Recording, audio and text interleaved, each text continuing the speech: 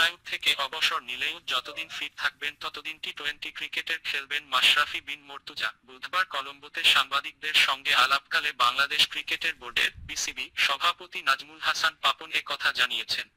তিনি বলেন, মাশরাফি, সাকিব, তামিম ও মুশফিক দলের জন্য অপরিহার্য। তাদের দলকে আরো অনেক কিছু দেয়ার আছে। মাশরাফি দল থেকে বাদ পড়ার কোনো কারণ নেই। যতদিন ফিট থাকবে ততদিন মাশরাফি ক্রিকেটের খেলবে।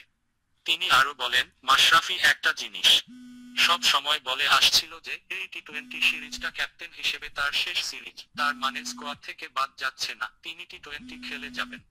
এর আগে মঙ্গলবার কলম্বোর প্রেমাদাসা স্টেডিয়ামের লঙ্কানদের বিপক্ষে প্রথম টি-20 খেলা শুরুর আগে মাশরাফি ফেসবুক স্ট্যাটাসে অবসরের ঘোষণা দেন। তিনি বলেন, আমি মনে করি টি-20 ফরম্যাট থেকে অবসর নেয়ার জন্য এটাই আমার উপযুক্ত সময়। উদ্ধৃতি।